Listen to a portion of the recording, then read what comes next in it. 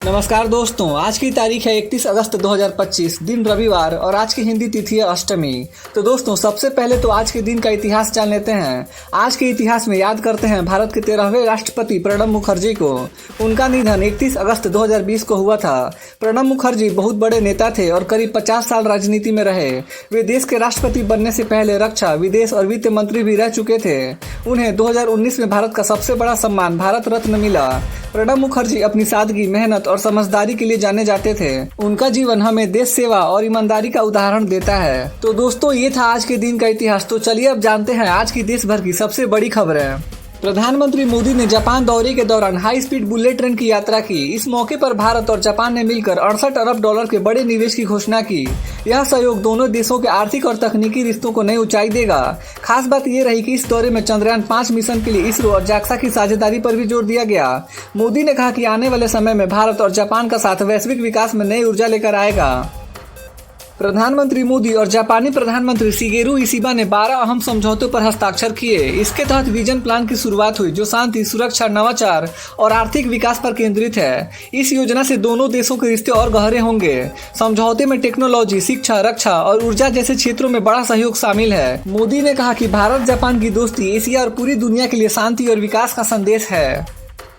Japan दौरे के दौरान प्रधानमंत्री मोदी ने मियागी स्थित एक आधुनिक सेमीकंडक्टर प्लांट का दौरा किया। जापानी प्रधानमंत्री भी इस मौके पर मौजूद रहे। इस यात्रा का मकसद भारत जापान तकनीकी साझेदारी को मजबूत करना था। मोदी ने कहा कि सेमीकंडक्टर उद्योग भविष्य की डिजिटल दुनिया की रीढ़ है और भारत इस क्षेत्र में आत्मनिर्भर बनने की दिशा में तेजी से आगे बढ़ रहा है। प्रधानमंत्री मोदी ने जापान के 16 प्रांतों के राज्यपालों से मुलाकात की। इस दौरान उन्होंने कहा कि अब भारत जापान संबंध केवल टोक्यो और दिल्ली तक सीमित नहीं रहने चाहिए। राज्यों और प्रांतों के बीच सीधा सहयोग बढ़ाने की जरूरत है। मोदी ने भारत के विभिन्न राज्यों में निवेश के अवसरों की जानकारी साझा की और जापानी प्रांतों को साझेदारी के लिए आमंत्रित किया। उन्होंने कहा कि स्थानीय स्तर पर जुड़ाव से दोनों देशों के रिश्ते और मजबूत होंगे और लोगों को सीधा लाभ मिलेगा। जापान दौरे के बाद प्रधानमंत्री मोदी चीन के टियानजिन पहुंचे। यह उनका 7 साल बाद चीन का पहला दौरा है। मोदी एससीओ शिखर सम्मेलन में हिस्सा लेने के लिए आए हैं, जहां उनकी मुलाकात चीन के राष्ट्रपति शी जिनपिंग और रूस के राष्ट्रपति पुतिन से हुई। इस बैठक में क्षेत्रीय सुरक्षा, आतंकवाद पर सहयोग और आर्थिक विकास जैसे मुद्दों पर चर्चा हुई। मोदी का यह दौरा भारत चीन संबंधों में नई उम्मीदें लेकर आया है।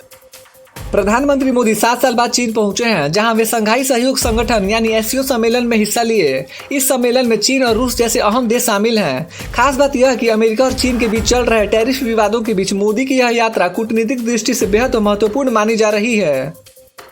प्रधानमंत्री मोदी ने कहा कि आज की दुनिया में भारत और चीन के रिश्ते बेहद महत्वपूर्ण हैं। उन्होंने माना कि अगर दोनों देश मिलकर काम करें तो न सिर्फ एशिया बल्कि पूरी दुनिया में संतुलन और शांति कायम हो सकती है।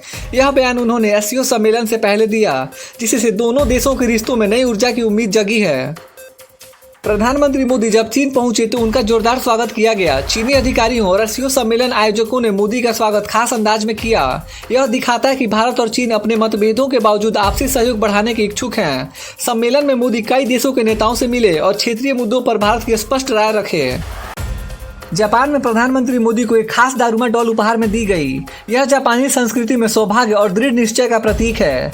इस उपहार का संबंध भारत से भी है, क्योंकि 1000 साल पहले कांचीपुरम से भिक्षु बोधि धर्म जापान गए थे और वहीं दारुमा देसी कहलाए। मोदी ने कहा कि यह उपहार भारत जापान की सदियों पुरानी सांस्कृतिक दोस्ती का प्रतीक है।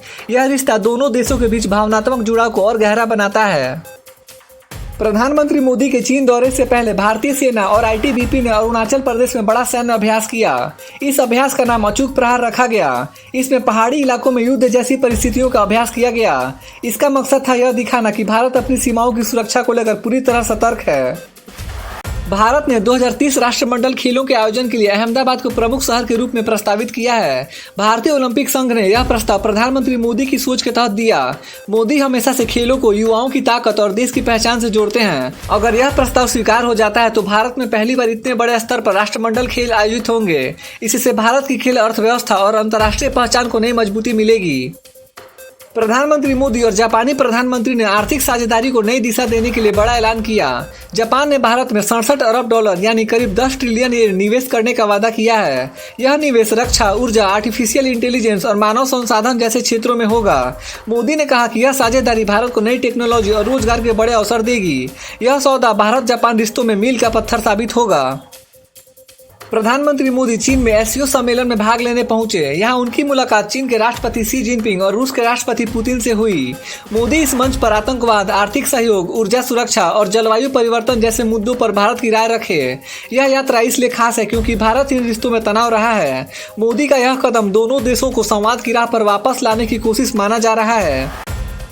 भारत ने 2030 कॉमनवेल्थ गेम्स की मेजबानी के लिए आधिकारिक आवेदन किया है। यह गेम्स अहमदाबाद में आयोजित करने का प्रस्ताव रखा गया है। भारत का लक्ष्य है कि इसी देश की 2036 ओलंपिक की दावेदारी और मजबूत हो।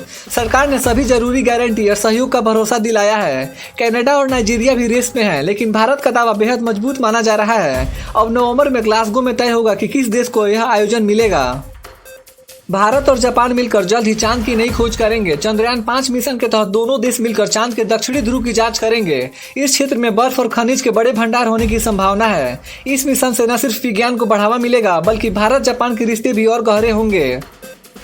गृह मंत्रालय ने नेपाल बॉर्डर पर सुरक्षा और मजबूत करने का फैसला लिया है। अब यहां आधुनिक ड्रोन और एंटी ड्रोन तकनीक का इस्तेमाल होगा। साथ ही फेस रिकॉग्निशन सिस्टम और कड़े दस्तावेज चेकिंग की व्यवस्था की जाएगी। इसका मकसद है सीमा पार से हो रही तस्करी और अवैध गतिविधियों को रोकना। गृह मंत्री अमित शाह ने आज साफ कहा है कि असम और देश के किसी भी हिस्से में अवैध विदेशी बर्दाश्त नहीं किए जाएंगे। उन्होंने वादा किया कि अवैध घुसपैठियों को बाहर निकालना ही सरकार की सबसे बड़ी प्राथमिकता है। अमित शाह ने कहा कि देश की सुरक्षा और अस्मिता से कोई समझौता नहीं होगा। विपक्ष पर निशाना साधते हुए उन्होंने कहा कि वोट बैंक की राजनीति करने वालों को जनता जवाब देगी। भारत और अमेरिका के बीच ट्रेड वार गर्म हो गया है। अमेरिका ने भारतीय सामानों पर 50% आयात शुल्क लगा दिया। इसके जवाब में वाणिज्य मंत्री पीयूष गोयल ने साफ कहा है कि भारत किसी के सामने नहीं झुकेगा। उन्होंने बताया कि भारत नए देशों के साथ व्यापार बढ़ाएगा और किसानों व उद्योगों को जरूरी मदद मिलेगी। उन्होंने कहा कि भारत आत्मनिर्भर है और अपनी शर्तों पर व्यापार करेगा। रक्षा मंत्री राजनाथ सिंह ने कहा है कि भारत की असली ताकत आत्मनिर्भर रक्षा प्रणाली है। उन्होंने बताया कि अब देश कई हथियार खुद बना रहा है और विदेशों पर निर्भरता कम कर रहा है। उन्होंने ऑपरेशन सिंदूर जैसी उपलब्धियों का भी जिक्र किया और रक्षा क्षेत्र में युवाओं को आगे आने का आह्वान किया। केंद्रीय मंत्री मनोहर लाल ने सभी राज्यों को निर्देश दिया है कि शहरों में दृश्यमान स्वच्छता को तेजी से लागू करें, यानी सड़कें, गलियां और सार्वजनिक स्थान साफ सुथरे दिखने चाहिए। उन्होंने कहा कि स्वच्छ भारत मिशन अर्बन 2.0 तभी सफल होगा जब हर राज्य पूरी जिम्मेदारी से काम करेगा। तो दोस्तों, आज की खबरें यहीं पे समाप्त होती हैं। देश भर के छोटे बड़े अपडेट्स और हर दिन के मुख्य समाचार देखने के लिए हमारे YouTube न्यूज चैनल इंडियन जनता न्यूज को सब्सक्राइब जरूर करें। मिलते हैं अगले वीडियो में, तब तक के लिए बाय बाय, टेक केयर, जय हिंद।